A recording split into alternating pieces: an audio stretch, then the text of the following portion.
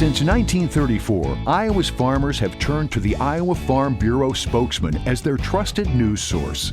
Now, the Spokesman Speaks. Listen in and hear from leading experts on topics important to farmers and agriculture. Now, here's your host. Welcome to our May 30th edition of the Spokesman Speaks podcast. I'm Andrew Wheeler, and I hope you're all enjoying a relaxing Memorial Day weekend while honoring the men and women who've made the ultimate sacrifice serving our country. In this episode, we'll introduce you to some unique opportunities to connect with your farm and agribusiness peers via tours and other hands-on learning events offered by Farm Bureau. We'll also talk with Special Agent Justin King, who's with the Omaha Division of the Drug Enforcement Administration, about a dangerous trend that's sweeping through Midwest communities involving fake prescription pills. We'll start right there with Special Agent Justin King. Spokesman reporter Bob Bion has the story.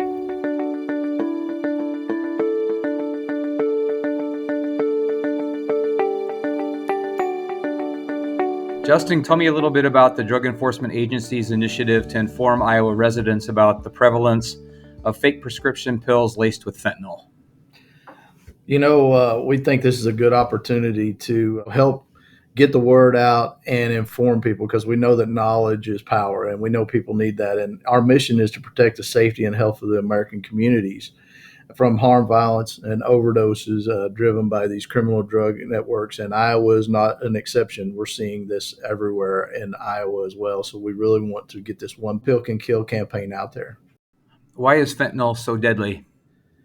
Well, first off, it's a super concentrated, originally was made for medical purposes. And what we see with fentanyl is the drug trafficking organizations are taking and creating these synthetics that is super, super concentrated and it overwhelmingly has the effects that are so much more than like heroin or anything.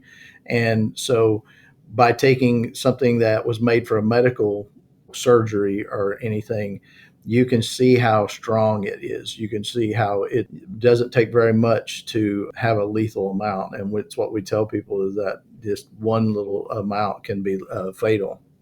So where are these counterfeit prescription pills coming from and who are they being targeted for?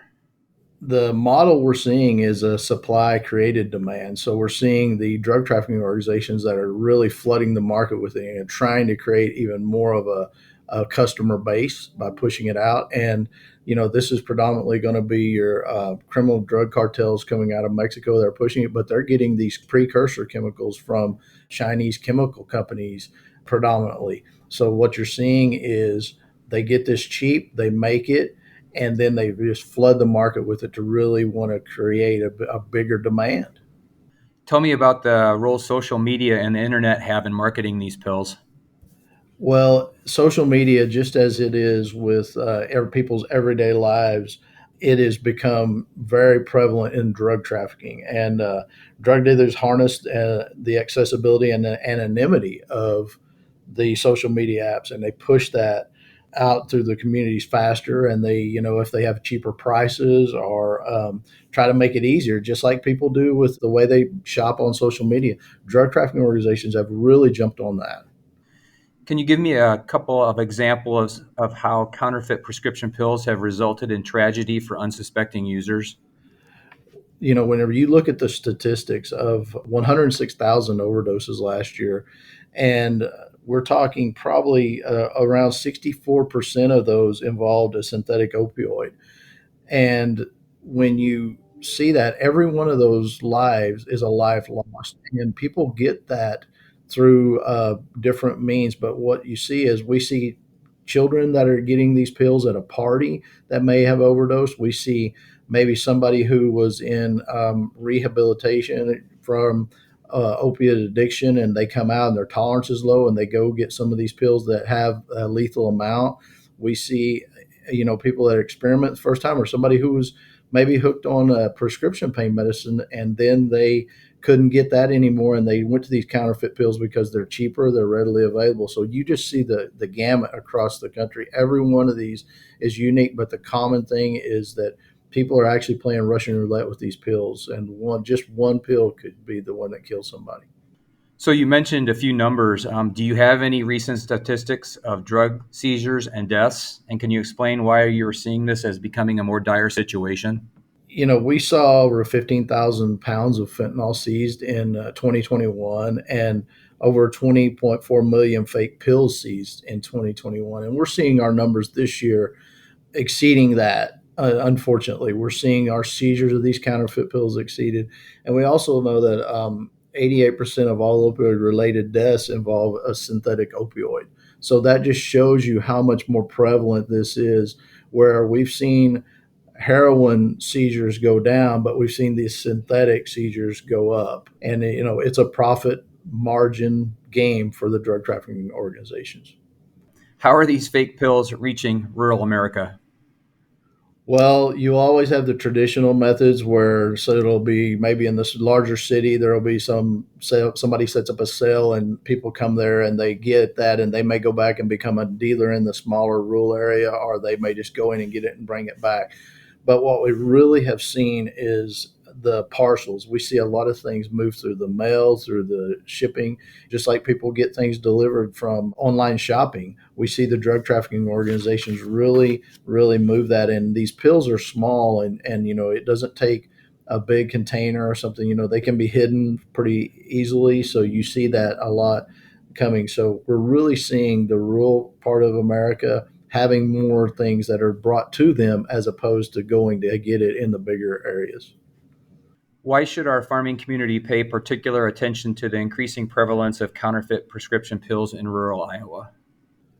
Well, I would say the first thing is that it's no different than anywhere else. This epidemic is touching everybody. It touches the farming communities. It touches the cities. Nobody is immune to this. And if a family member becomes addicted, or say a worker on the farm becomes addicted, it becomes extremely dangerous. You're around heavy equipment. You're doing things that are on a daily basis that somebody needs to have their wits about them. With that said, more than anything is we know the damage that addiction does to every family, every community, and it's not something that's immune to anyone. And people see those signs, they need to really try to get their loved one or the person they know help as soon as possible. But what you see now is these counterfeit pills made to look just like those pills, so that people will actually come in and try and say, oh, this is the same thing. And there's not as much stigma with a pill. So people are getting this and they're driving the cost down so much that it's cheaper. So people will think that they say, oh, no, this is real. And that's what we really worry about with children and younger kids who may not be as educated, that they think these pills, maybe somebody said, oh, this was my mom or my dad's pill, but it actually something came from a Mexican drug trafficking organization. What do you want rural Iowa residents to know most about the dangers these pills pose and how to avoid any similar tragedies? Well, the first thing we always want people to know is that the United States has the best medical system in the world, and drugs that are prescribed from a doctor and dosed through a pharmacy, we have the best care in the world. But that's the only type of pills somebody should ever take. Somebody should never take a pill that's not prescribed to them. They should never take anything. And if people are getting medication that they think might be the same as this counterfeit pill that's made to look like that, is they really need to understand that one pill could kill them, and that one pill is not made in the same type of place that pill that comes through the pharmaceutical channels would be.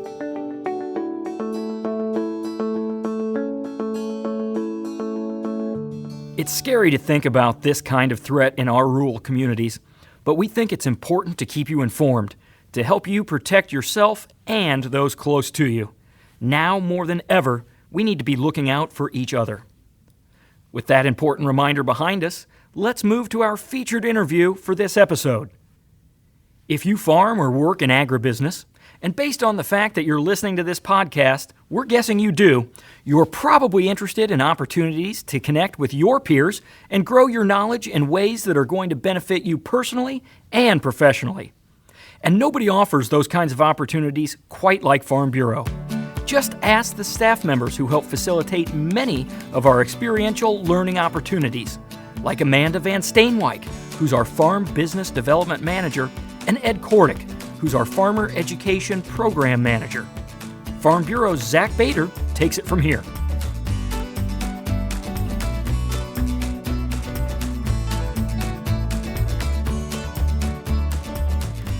Joined by Amanda Van Steenwyk and Ed Kordick of our field service team. As both of you know, farmers are an inquisitive group. They love to connect with others, especially those who share their passion for agriculture. And they also like the opportunity to learn and experience something new. And of course, after the isolation that we've had over the last couple of years, I think that's especially true today. So in your experience, how does Farm Bureau bring those two things together, Amanda? Yeah, Farm Bureau does a really good job at providing networking opportunities for our farmer members. We have a number of events throughout the year, and the best example I can think of is our Young Farmer Conference. It's held here in Des Moines every year, and we bring together nearly 500 young farmers, and there's a huge educational piece to that. We have breakout sessions, and we do a number of different networking sessions throughout the whole conference.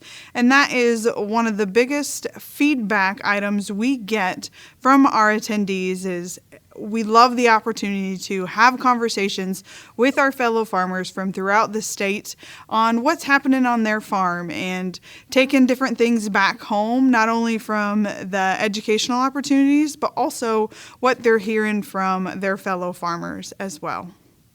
And you know, some of the times the Young Farmer Conference is great for that interaction. Some of the events we have are smaller than that, and when we design that education, it needs to be interactive. So, for example, our crop marketing seminars, when we do it out there, we've got a simulation that allows them to interact with the education, and actually in adult learning, you want people to practice what they are learning right at that time. So we try to get them together. Certainly some of the hallway discussions are the best, but then also make sure that educational component is interactive too, so that they're learning by doing, and then also even our online presence. A number of years ago, we developed with Iowa State University an online marketing course that was maybe people not getting together, interacting with each other, but interacting with the educational experience so that they bring it home and put it more in their brain.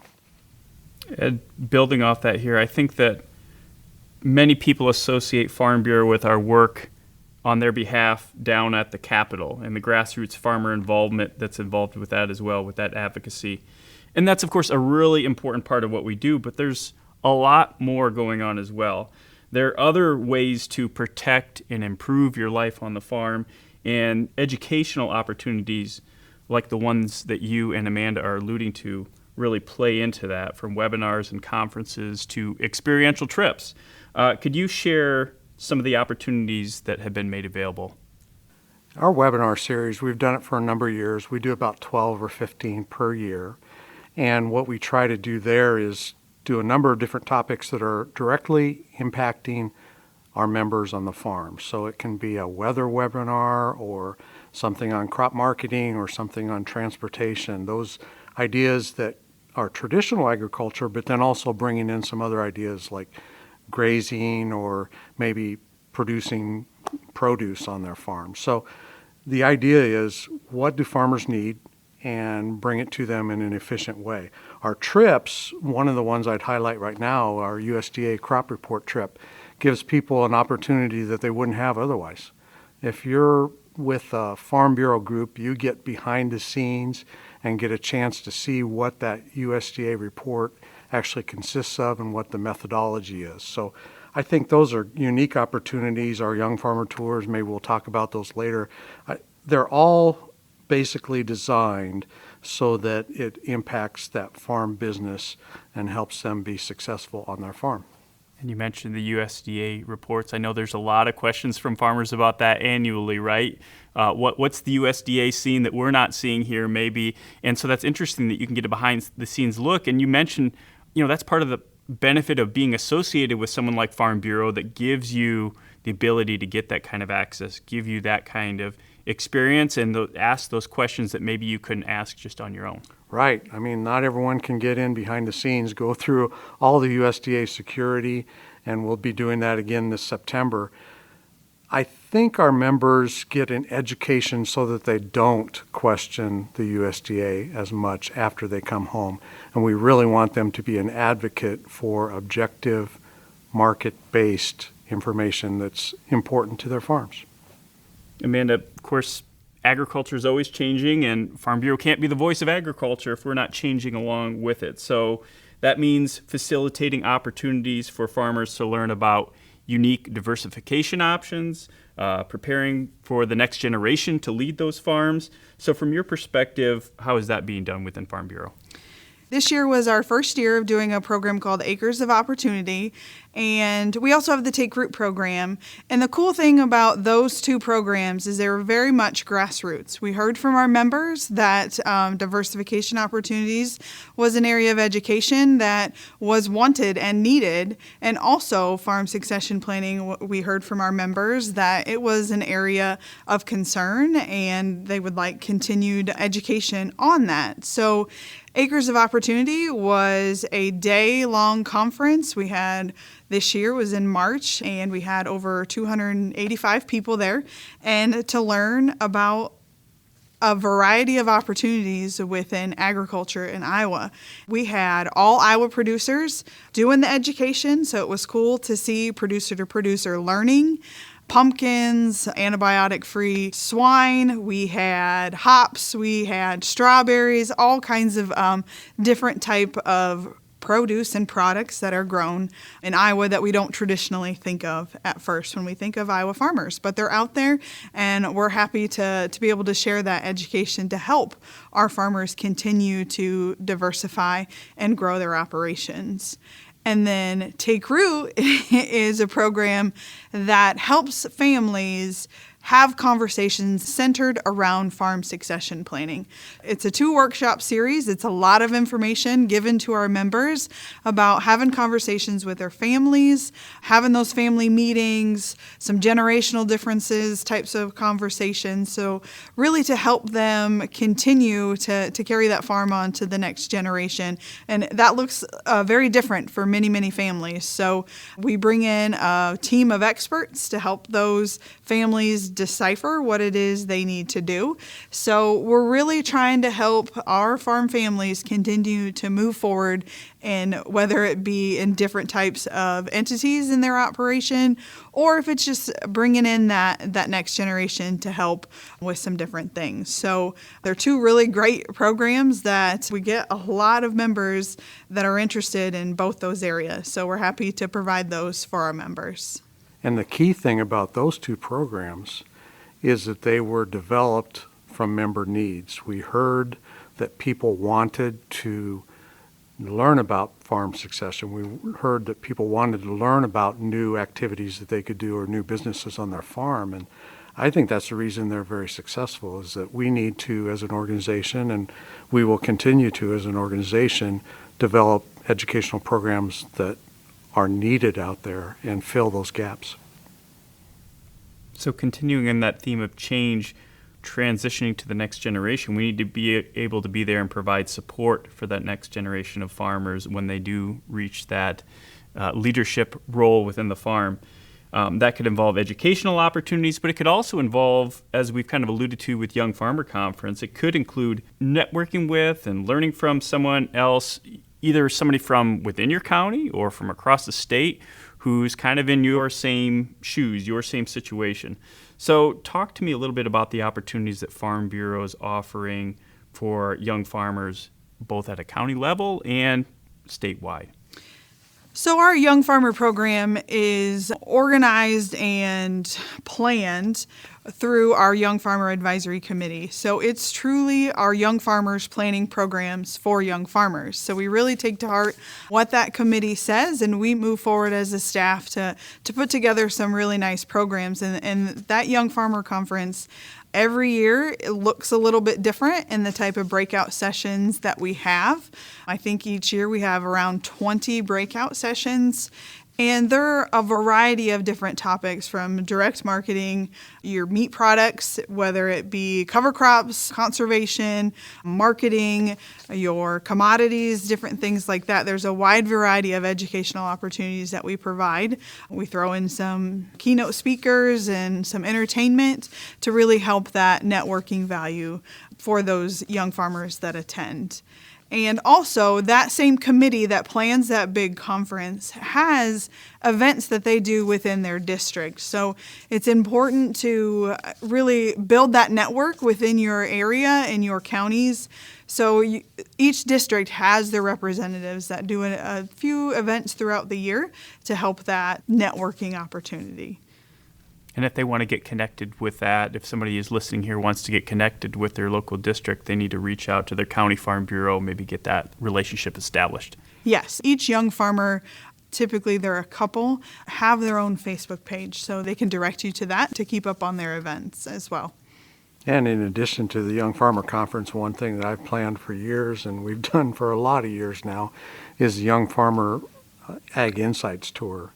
It's kind of changed names over the years, but we used to go to the Chicago Board of Trade, be able to view the trading activity. Since that's basically all electronic now, we branched out and gone to Kansas City, St. Louis, up to the Twin Cities. One of the interesting things that I think, as I look back over the years, is we had a trip to the Twin Cities where we saw a barge loaded, and then later on, another year, we went to St. Louis and saw not the same barge, but a different barge go through the lock and dam. So we've done things like agricultural research facilities, the Purina farm down in Missouri.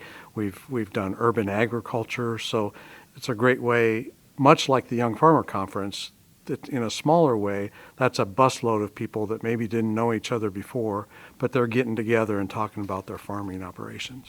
And those relationships, you just hear it so often.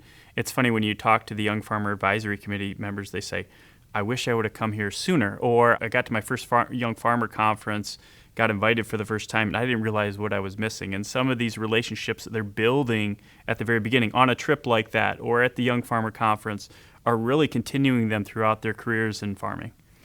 They really are. We try to help our members through every season that they go through on their operations and with their family farms. So whether that's through the Young Farmer program, and then we also have a program that is for our members that are beyond the young farmer age, because that's a very specific age range that our Young Farmer program is for, that called FB Grit, that we provide some additional networking and professional development for our members that are beyond that young farmer age.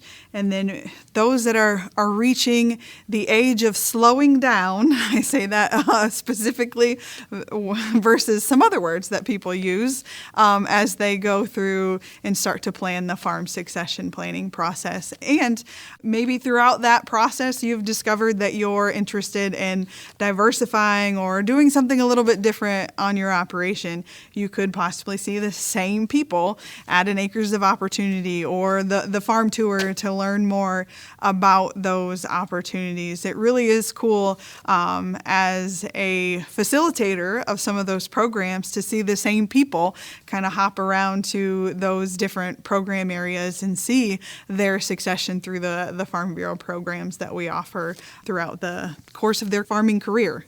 But in a way, that's really a lot of where the learning happens. We hear from farmers, right? Learning from each other, those relationships that get established, and you learn something from those folks that you develop relationships with down the road.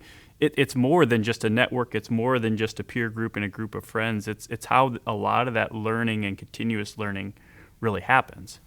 Yeah, I think they go through the years, and like Amanda mentioned, we've got something kind of for everybody because we are a membership organization. So we need to be there for the needs of what they need at that time. And I also coordinate our advisory committee. So that's another way that farmers get together and maybe they started on the DC crop marketing trip and now they find themselves on the field crops advisory committee. It's just a good, seamless way to look at serving our members where they are at the time. So there are a lot of places that a farmer could turn to for education or for networking. And both of you have worked at Farm Bureau for a number of years now, worked in ag for a number of years. What is it that you would say that you could put your finger on that's unique about the Farm Bureau experience? Ed, maybe you'd start. In the educational arena, and farmers have information overload. And so to pick from your education source, one of the things you always have to ask yourself is, who's selling me what? And I think Farm Bureau, one of the things that I value and that I know people value when they come to our seminars, events, is that we're not selling them something. And my expertise is crop marketing. And you've got a lot of people out there that are selling marketing services or marketing newsletters or brokerage. And what we can do is come at it from a fresh standpoint, know about adult learning, and then use those techniques not necessarily to sell, but to actually educate. And I think that's really important. The other thing that I see, especially with some of the things that Amanda's doing, is that farmers are always, and farming is always changing. And this organization has gone from primarily the big four, corn, soybeans, hogs, and cattle, to doing produce and high tunnel education, or looking at goats or whatever alternative agriculture. I think that's the future of this organization in some aspects. We'll always have those commodities, but our organization is nimble enough and connected enough to the farm that we can respond to what they need. So I think it's objective education and then also just responding to the needs of agriculture. Through our programs, we take farmer feedback, our attendee feedback at the end of every session, and we take it very seriously. So we're always evolving even if it's a program that's been around for many years, we're continuing to evolve it based off the feedback that we receive to make sure that it continues to meet the needs of our members and attendees, because we do programs to help educate and make sure that they're relevant for our farmers.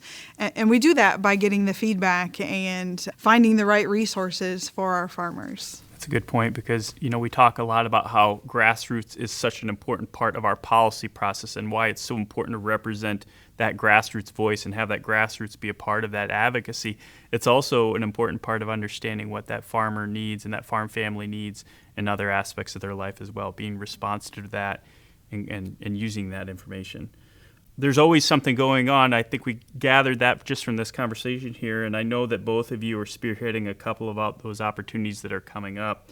So maybe tell me a little bit about that, something that's coming up, what that entails, and how farmers can get connected to that. Okay, we have a Take Root workshop. It's a 2-part series, so it's different content on each night, July 25th and August 1st, and that's in Fayette County. You can register by calling your county office. It's in the evenings. We provide a meal, and it's a evening of education to help you move forward wherever you're at in your farm succession plan. And that is something that we truly encourage. If you have multiple generations involved on the farm, bring them all. We're happy to share all the information with all those generations that are involved on that farm. And then we've got on July 8th and 9th our Young Farmer Ag Insights Tour. And what we'll be doing is something rather unique. I mentioned earlier in the interview we've gone to St. Louis, Kansas City, Twin Cities, Chicago. As I mentioned earlier, agriculture in Iowa is developing so fast in new operations that we're just going to go to northeast Iowa and go to a buffalo ranch, probably have some bison for lunch. We're going to go to a dairy that takes it all the way to retail as far as yogurt. And then we're also going to see some direct to the consumer beef marketing. In addition, being a baseball fan, we got to go to Field of Dreams. And those young farmers will have a chance to get together and exchange ideas on the bus trip and over lunch and meeting with the Young Farmer Advisory Committee. Also in September, after the COVID hiatus, we will be going back to DC on September 11th, 12th, and 13th to get a chance to look at the September crop report, the methodology, the behind the scenes on what actually goes into that report. So those opportunities and all of our educational opportunities are on our website. Whether you're a young farmer who'd like to connect with and learn from your peers, or someone who's interested in niche farming opportunities, or someone who's looking to sharpen their commodity marketing skills, you've clearly heard that Farm Bureau has something to offer you. If you'd like to get signed up for any of those upcoming events that Ed and Amanda mentioned, we've got the links to everything in the notes for this podcast episode. We've also included a link to another opportunity associated with our Young Farmer program, and that's our Grow Your Future Award. The Grow Your Future Award recognizes young Iowa entrepreneurs with innovative ag businesses, and applications for that award open up on June 1st. You just heard Ed and Amanda talk about the changes within Iowa agriculture, and this award really highlights and rewards that innovative spirit. Past winners have included direct-to-consumer meat marketing businesses, flower farms, and even an on-farm B&B. The first place winner receives $7,500 as a cash prize to put towards their operation, with second place earning $5,000 and third place receiving $2,500. And finally, we've included a link to help you connect with your county farm bureau. There's so much going on within Farm Bureau, but as a grassroots farm organization, everything starts at that county level. So if you're curious about any of the opportunities we offer, the County Farm Bureau is always a good place to start. That's all for this episode of the Spokesman Speaks podcast. We hope that you found it useful and that you'll join us for our next one on June 13th. Thank you for doing the work that inspires everything we do here at Iowa Farm Bureau, and thanks for listening to the Spokesman Speaks. Thank you for listening to the Spokesman Speaks, a podcast by Iowa Farm Bureau. Check out more podcast episodes at iowafarmbureau.com/podcast. You can also find and subscribe to the Spokesman Speaks podcast in the Apple Podcasts app, Google Podcasts, Spotify, iHeartRadio, and other popular podcast apps. We appreciate your ratings and reviews, and we welcome you to email us your feedback at podcast@ifbf.org.